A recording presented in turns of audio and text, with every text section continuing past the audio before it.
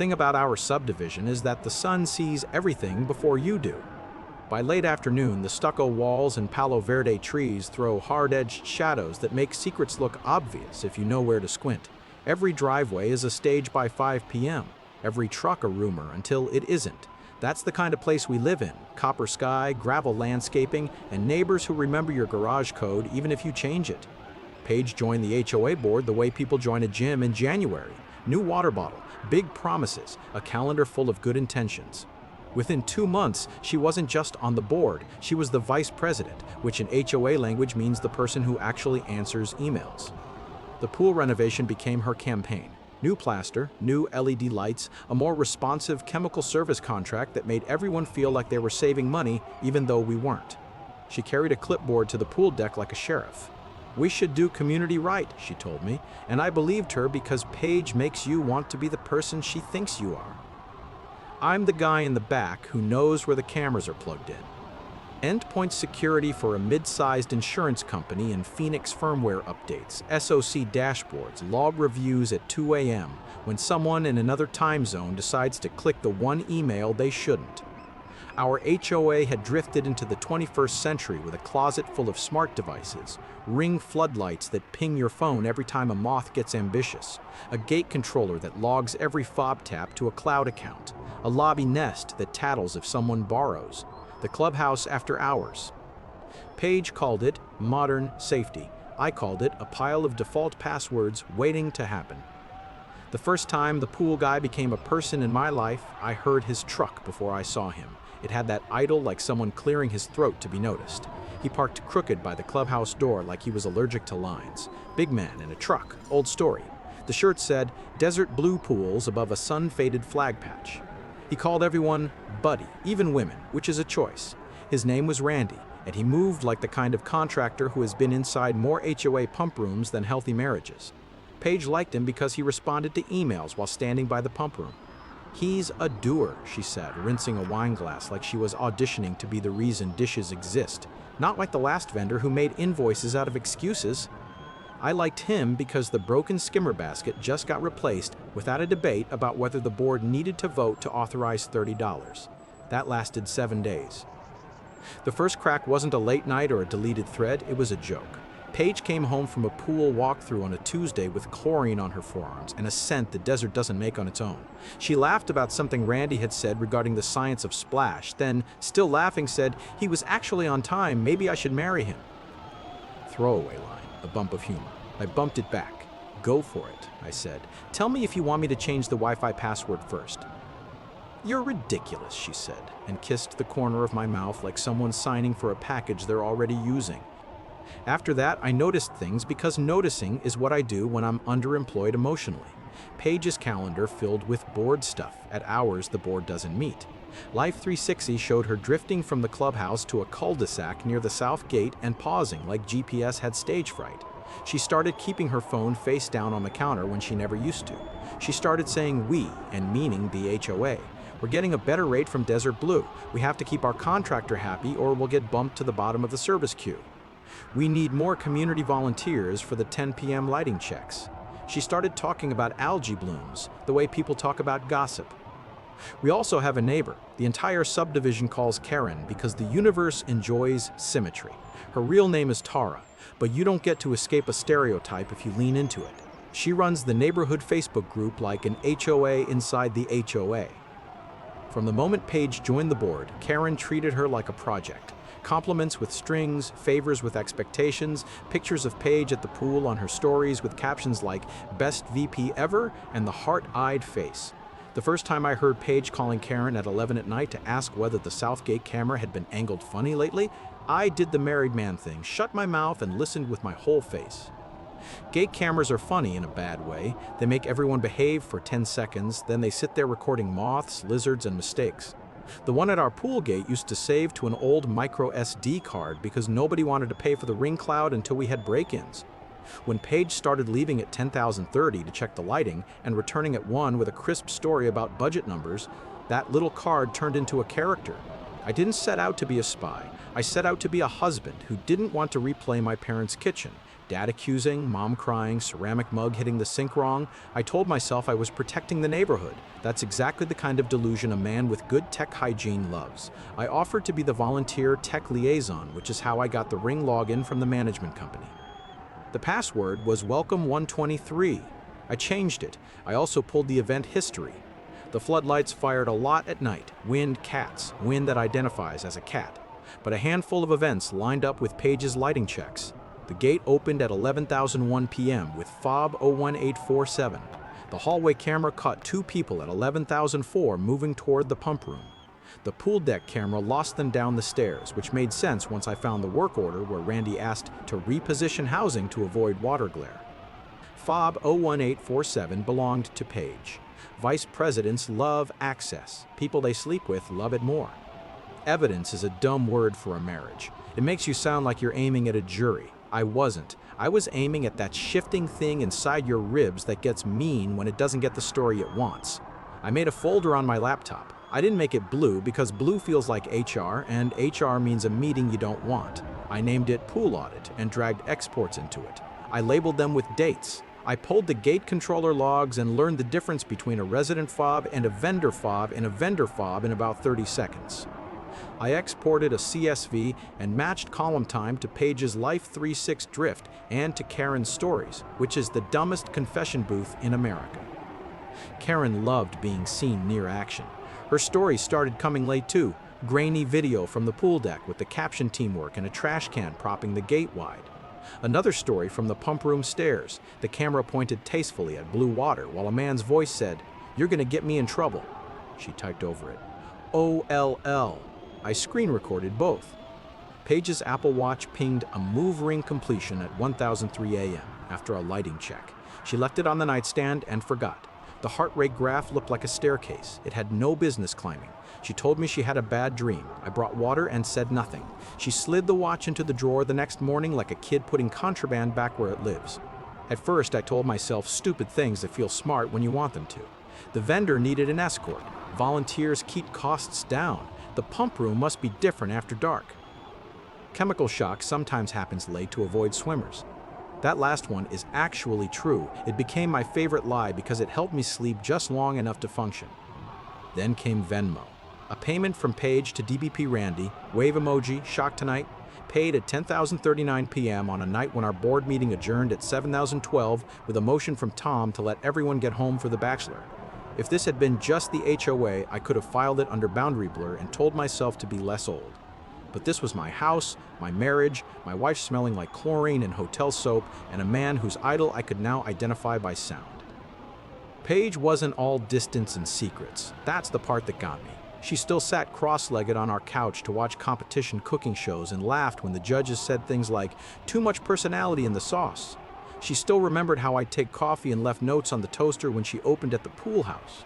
She still reached for my hand in the truck when we drove to Costco and did the married thing where you split the aisle list without speaking. She kissed me in the kitchen one morning and said, "We're doing the ribbon cutting next month.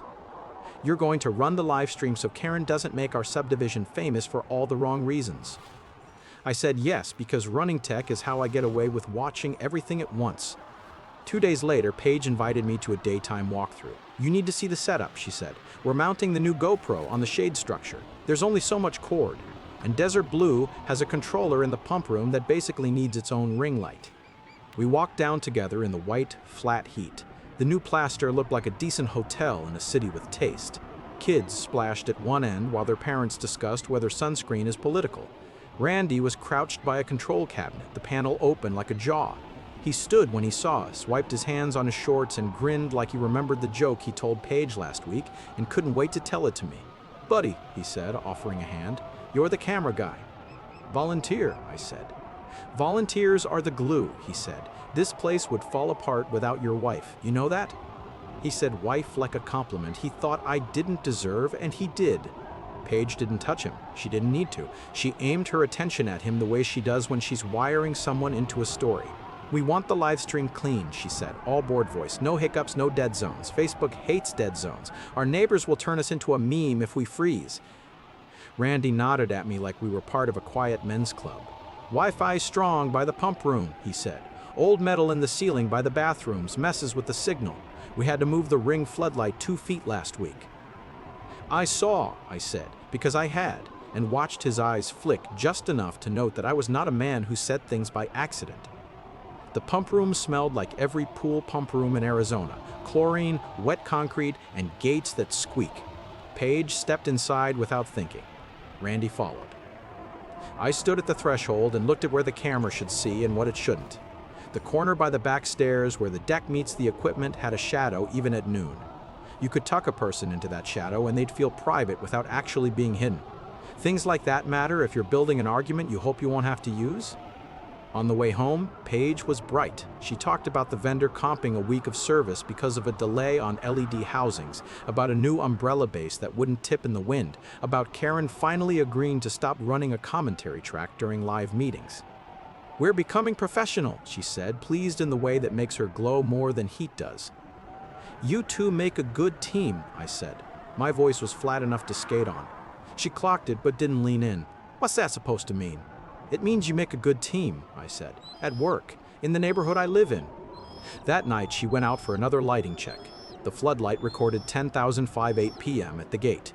The hallway camera caught 2 silhouettes. The Nest logged a thermostat change at 12,021 a.m. because the clubhouse is always too warm after dark unless you tell it otherwise. At 1,003 a.m., the gate opened again. 2 figures left. One carried a tote, one carried a toolbox.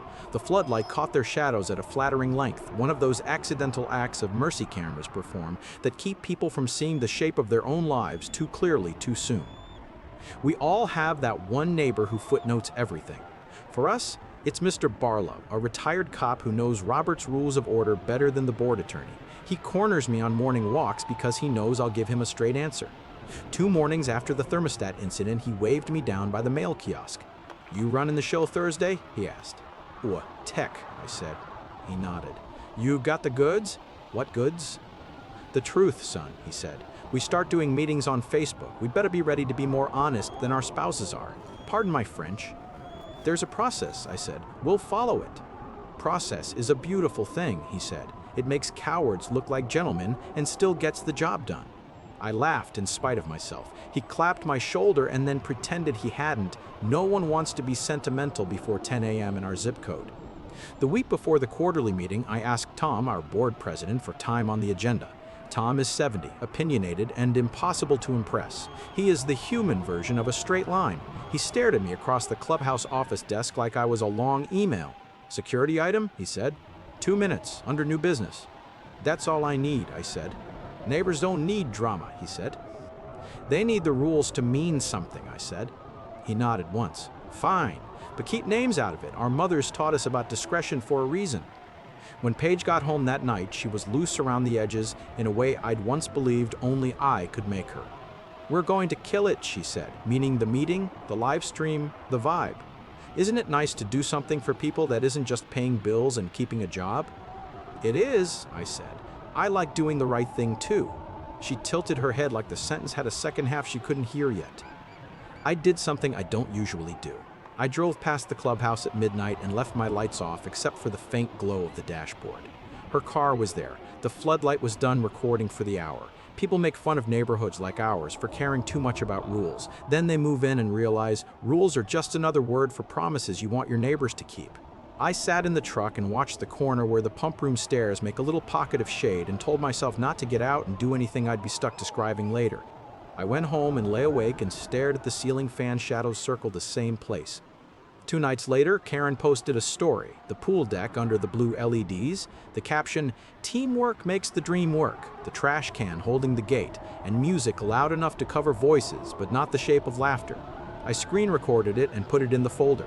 I pulled the Nest log again and found another midnight 68. People are creatures of habit. I built a 5-minute roll on a thumb drive with clean timestamps on top, source in the corner, no names, no arrows, security audit, after hours access patterns. I didn't add commentary. I wanted the room to watch without me telling it how. 2 days before the quarterly meeting, Paige floated in and out of the house like a campaign manager. She held meetings at the kitchen table about umbrellas and snack bar shifts and music licensing for the live stream. She asked me to test the HOA Facebook page permissions twice because last time Karen accidentally streamed from her personal account and 3 ex-boyfriends left thumbs up and a comment about her haircut. She kissed my cheek on her way out to double-check the serial number on the new pump motor, and I had a stupid, hard thought that I wouldn't like who I became if I said the thing I wanted to say out loud. So I didn't. I finished the roll. I tested the HDMI input. I emailed Tom a heads-up file with no explanation except "see you Thursday." On the morning of the meeting, the desert tried to pretend it wasn't July. It failed. A dust devil flirted with the retention basin for 6 seconds and then got bored. I took a half day from work to set up the streaming laptop, an audio interface older than most influencers, and a webcam we'd bought with HOA money that made everyone look kinder than they were. Tom came early, paper agenda in hand, hair combed like he expected to be photographed for the newsletter. 2 minutes, he said, which is how he says hello now. 2 minutes, I said back. Paige arrived with a tote bag full of binders and a stack of crisp agendas. She wore a navy dress and bored voice. Karen breezed in with her phone on a tiny tripod and said, "Hey neighbors," into the lens like we were contestants on a show no one asked to be on. Randy wandered in wearing the uniform and an attitude that said vendors are invited to meetings when they feel like it. He stood in the back like the room belonged to him just because he could fix a filter faster than the guy before him. People trickled in. The retired cop, the pickleball couple, the woman with the baby who will one day run laps around all of us, the guy who thinks the monthly trash charge is a scam. We were full enough to feel like something might happen. Paige tapped the mic. "Welcome everyone. We'll start on time and end on time. Order and kindness, please." Order and kindness. The room tried. We did the ritual fights. We argued about pool noodles. We argued about seasonal plants in the roundabouts like bougainvillea alone could bankrupt us. We argued about whether the pickleball line should be white or a tasteful neutral. We argued because arguing makes people feel like owners. Tom cleared his throat in the last 10 minutes. "New business," he said. 2 minutes for a security item from Daniel." My heart didn't race because I rehearsed this line in my head so much that adrenaline got bored. I stood, plugged in the thumb drive, and watched the screen wake up like a conscience. "I'm the volunteer tech," I said. "We had some reports about teens at the pool past curfew. I pulled after-hours access logs and camera exports to see if the gate schedule is being respected. I found a pattern we should address. Clip 1, 11:01 p.m. Gate opens with fob 01847. Clip 2, 11,004. Hallway cam 2 bodies moving toward the pump room. Clip 3, Karen's story. Trash can propping the gate, the caption teamwork with heart emojis. Clip 4, 12,021 a.m. Nest logs thermostat at 68. Clip 5, 1,003 a.m. Gate opens. 2 figures exit, one with a tote, one with a toolbox. Quit moving silhouettes in blue light. No names, no arrows, no red circles, just time and place and the room learning what it looks like when receipts stand up by themselves. Paige froze the way a person does when a dog runs into traffic on cue. Karen turned the phone toward the floor by instinct, then accidentally toward her own face, then fumbled at the end stream button like it had become a snake. Randy's jaw set. Tom's hands folded on the table like a man preparing to listen to the weather. The retired cop leaned forward an inch as if sound improved with posture. The pickleball couple whispered. The woman with the baby patted the baby's back and kept her eyes on the screen like she had practice watching more than one thing at once. "This is a violation," the retired cop said evenly when the clip ended. "We have a contract. After-hours access for vendors requires a board escort." "It was maintenance," Paige said. Bored voice, controlled breath. "There was an emergency." "At midnight?" Tom asked, not unkindly, as if time itself had asked him to be consistent. Karen shot her hand up and didn't wait to be called. "I let them in," she announced. "I was doing my duty as a board member. You're welcome." "You have no duty at 1 a.m., Tom said quietly. "You have a bedtime." Randy cleared his throat. "We don't control algae," he said, as if to conjure an algae bloom right there to defend him. "Sometimes you have to shock at night." "You can shock at 10, I said. "You can shock at 6. You can shock without changing the thermostat to hotel mode." The room balanced on the edge of an answer. You can feel when people are choosing who to be. Paige's hands were flat on the table like paperweights, holding something down that wanted to fly off and cut someone. Karen's fingers fluttered over her phone, coaxing it back into being useful. Randy's thumbs hooked into his belt loops like maybe there was a tool there to fix this if he found it in time. Tom looked at the clock. 2 minutes was up. He gave the room one more breath. "Is there more?" the woman with the baby asked, not accusatory, not thirsty, just strong. "There's enough," I said. "The question is, what kind of neighborhood we want to be, the kind that keeps rules, or the kind that keeps secrets?" Tom nodded once, like he'd been waiting for that sentence all evening. He opened his mouth to ask for a motion, and Paige stood before he could. "I made a mistake," she said. "I let a relationship matter more than my role. I thought I could manage both. I thought I could do good work and get away with something small. It wasn't small. I'm sorry." Her voice didn't crack. That almost made it worse. It meant she'd rehearsed telling the truth without any of the drama that usually makes people feel better about doing it. Karen started to speak. Tom stopped her with one raised hand and a look that could tame a labradoodle mid-frenzy. The retired cop moved like he was about to form a sentence that would sound like a ruling. I looked at Paige, and for a second the room blurred. Not because I wanted to take it all back, because it hit me that for most of our marriage, when Paige decided to do something, I was the one who made it work. This time, I was the one who made it stop. Tom said, "Is there a motion?" And the meeting moved forward like water finds the low ground. That's where I'll leave the first half. The vote hadn't happened yet. Randy was still in the back with his jaw set, not sure whether to leave or lean in. Karen was still holding a phone she'd turned into a liability with her own hands. Paige was still standing, finally choosing the version of herself that told the truth without adjectives. And I was still the volunteer tech with a thumb drive and a heart rate I could keep steady for 2 minutes at a time if the room let me. Tom said, "Is there a motion?" And the meeting moved forward the way water finds low ground. "I moved to terminate Desert Blue's contract for cause," Mr. Barlow said, every syllable shaped like a courtroom. "Second," said the woman with the baby without looking away from the screen. "Discussion?" Tom asked, because process is his religion. Randy lifted his chin. "This is ridiculous," he said, stepping out of the back like a man who expects the room to part. "You people don't understand water chemistry. You shock at night so it doesn't burn the kids' eyes in the morning. You want a green pool by the 4th of July? Fire me! You'll be calling me back in a week." No one said anything. You could hear the air return to the vents. Paige stood very still. "He's right about shock," she said quietly, "and I still broke the rules. I let him in after hours without a second board member present. That's on me." Karen tried to thread herself between them and the room. "Guys, this is a witch hunt," she said, voice tilting up into the octave where guilt lives. "I was there. It was safety. There were coyotes. It's a desert." Tom raised a hand and the room gave it weight. "We have a contract," he said. "It is not a poem. Vendors do not enter after curfew without a board escort. Board escorts do not happen at 1 in the morning, period." Randy pointed at Tom, then at me. "You think a video makes you right?" he said. "You're going to be the guy everybody blames when the water goes south." "I'm already that guy," I said. "I'll live." Tom called the vote. Hands went up with that particular reluctance people have when they're voting to create work for themselves. I counted. Tom counted. Paige didn't. Desert Blue was out. It wasn't dramatic. It was a line on an agenda that turned into a decision. "Next," Tom said, still calm, "I accept Ms. Avery's resignation from the board effective immediately." Paige nodded once, like she'd already rehearsed the motion in the bathroom mirror. "I'm sorry," she said to the room in the same voice she'd used on our couch the night we signed the mortgage. "No adjectives, just that." Karen tried again. "You can't remove me from communications without a vote," she said, clutching her phone like a life preserver. "Then we'll vote," Tom said. And we did, and we removed her from communications. Even Mr. Barlow smiled at that one.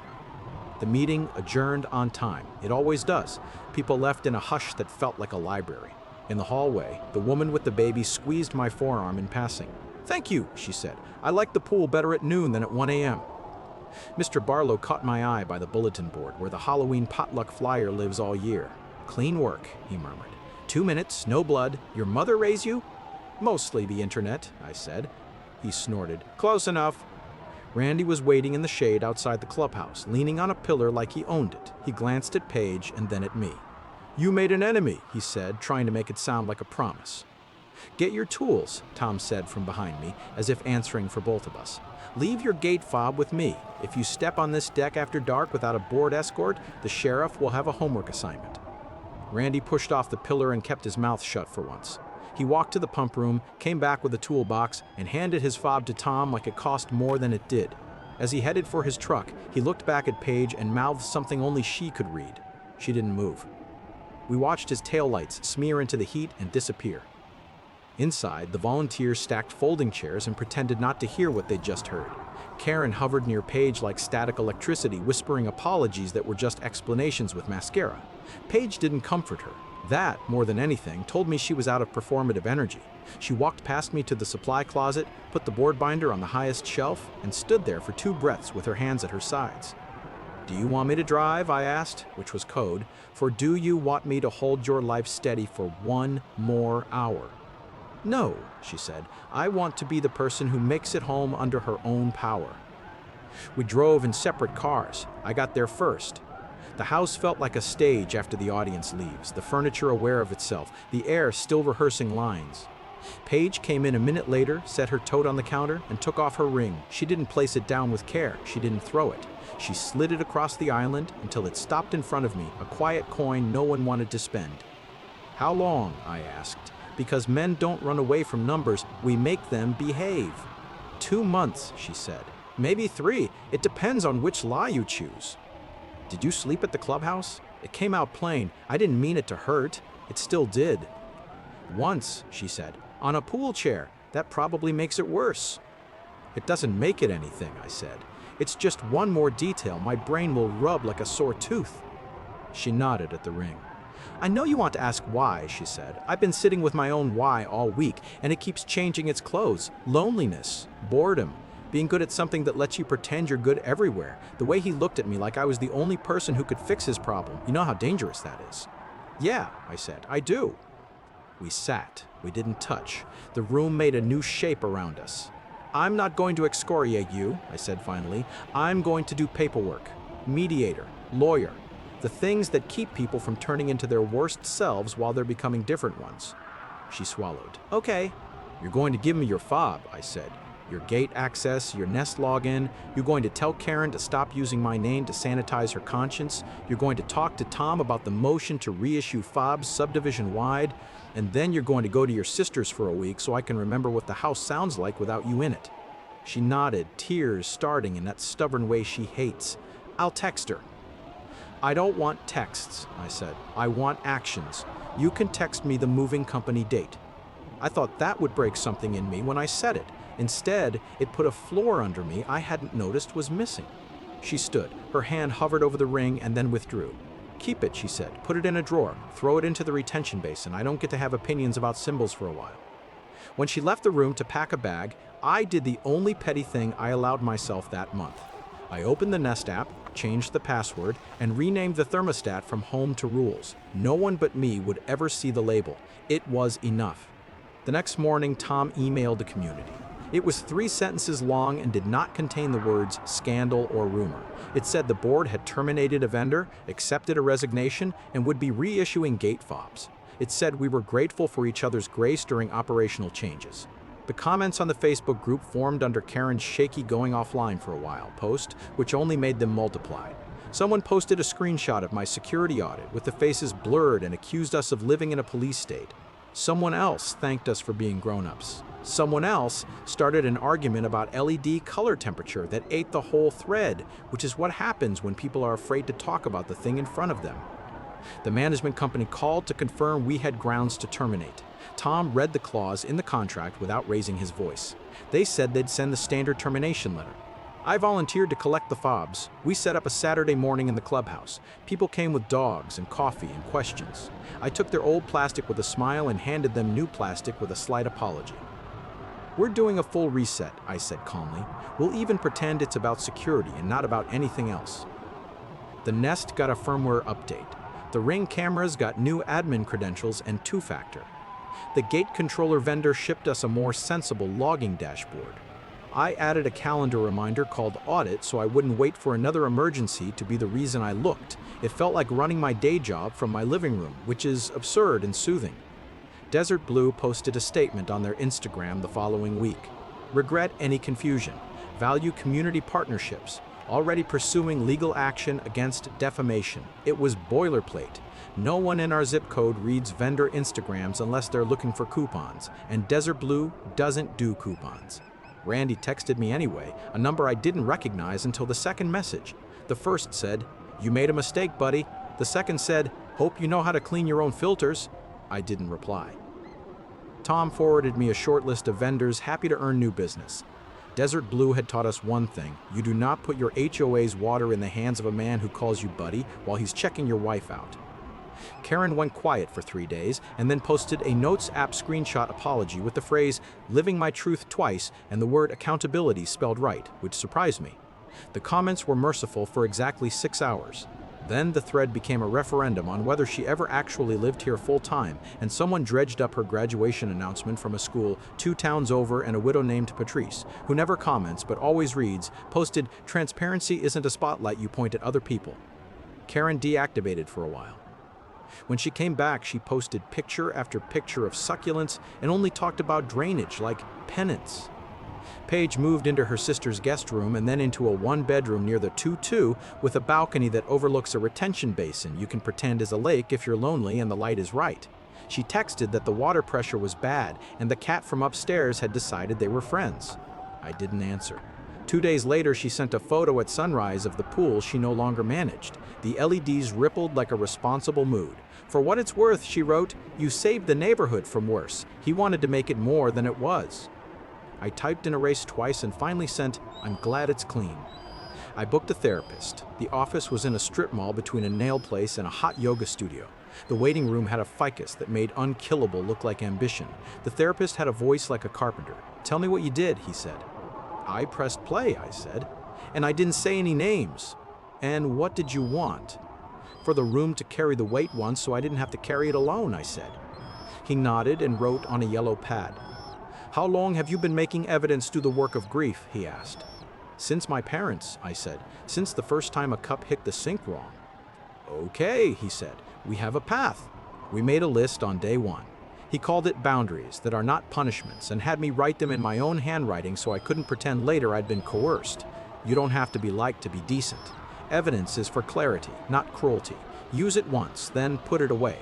Don't build a museum of what hurt you. Eat and sleep on schedule, even if your heart is inventing emergencies. When you can't stop replaying the hallway shadows, go sit outside and count the airplanes until your body remembers it is allowed to be bored on UA. I put the list in my wallet behind my driver's license, the way you hide a spare key. Paige and I met with a mediator with linen pants and terrible art. The words "equitable distribution" felt antiseptic and safe.